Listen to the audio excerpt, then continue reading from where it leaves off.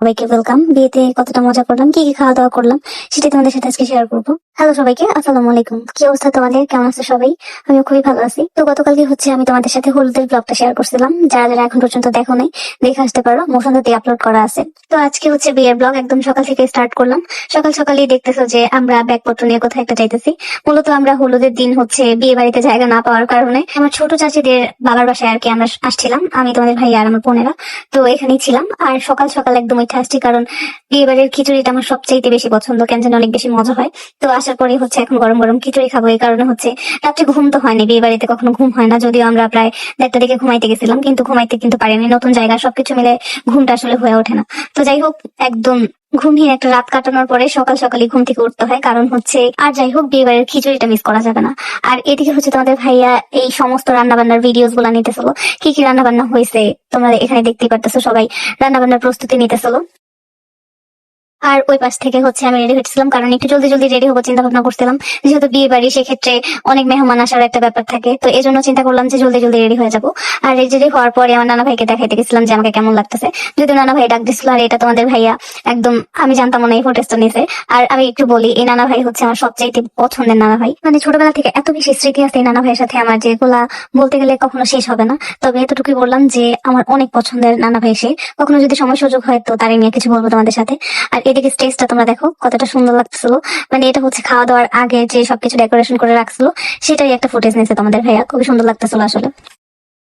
আর এদিকে তোমরা দেখতে পারতেছো আমরা সবাই কিন্তু খাওয়া দাওয়ার জন্য বসে গেছি, খুব জলদি জলদি সবাই রেডি হয়ে গেছিলাম। যেহেতু বিয়ে বাড়ির একটা চাপ থাকে, সবকিছু মিলে আমরা প্রথম জানতে খাওয়া দাওয়াটা সেরে ফেলবো, এরকম একটা চিন্তা ভাবনা করছিলাম।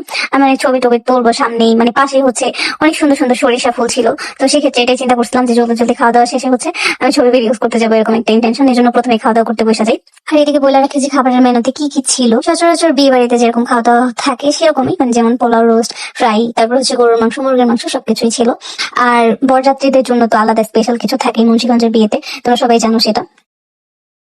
তো এদিকে আমি খাওয়া দাওয়া করতেছিলাম, আর একটু একটু করে ফুটেজ নিতেছিলাম। এই গরুর মাংসটার কথা কি বলবো, খুবই মজা হয়েছিল। আমি হয়তো বা সচরাচর বিয়ে বাড়িতে গেলে কখনোই খাইতে পারি না, একটু রোস্ট খাইলে দেখা যায় যে আমার পেট ভরে গেছে। তো এবারে আমি খুবই খাইতে পারছি বলতে প্রায় 6 থেকে 7 পিস আমি গরুর মাংস খাইছি, কারণ গরুর মাংসটা খুবই মজা হয়েছিল। আর আমাদের ফাইমের কথা কি আর বলবো।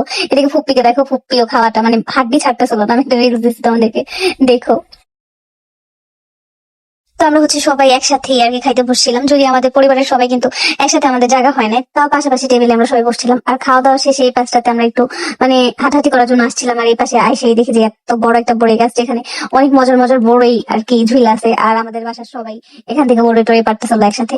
আর এর কিছুক্ষণ পরেই মানে জামাই চলে আসছে। এখন জামাই চলে আসছে, সচরাচর গেট ধরবে, এটাই স্বাভাবিক। তো সবাই এখানে জামাই গেট ধরছিল, আর তাদের ডিমান্ড আর কি দাবি করছিল। তো সেই ক্ষেত্রেই অনেক সময় লাগে। বিয়ে বাড়িতে মনে হয় গ্যাঞ্জাম এখান থেকে স্টার্ট হয়, মানে বিয়ে বাড়িতে গ্যাঞ্জাম হবে না এরকম হইতেই পারে না। তবে আমি মনে করি যে সূত্র হয়তো বা এখান থেকে স্টার্ট গ্যাঞ্জামের। যাই হোক, এখানে সবাই শালিকারা ছিল।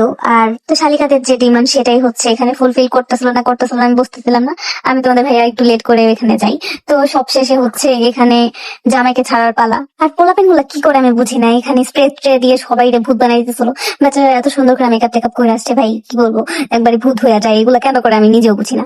আর এখানে সাগরানার পালা, জামাইকে এখন খাওয়া দাওয়া করাবে। পরবর্তীতে বউকেও নিয়ে আসা হয়, যেহেতু বিয়ে শাদী আগে হয়ে গেছিল, মানে কাবিন আগে হয়ে গেছিল, এখন মূলত বউকে উঠাই নিবে। তো খাওয়া দাওয়া করাইছে, সেই সমস্ত ফুটেজ গুলো নিয়েছিলাম, কিন্তু কিভাবে জানি ফুটেজ গুলো কাইটে গেছে আমার ফোন থেকে। তো এরপরে আমি চেঞ্জ টেঞ্জ করে একটু সরিষার ওই পাশে গেছিলাম, যদিও শাড়ি পরে আর যাইতে পারি না, এটা চিন্তা ভাবনা ছিল।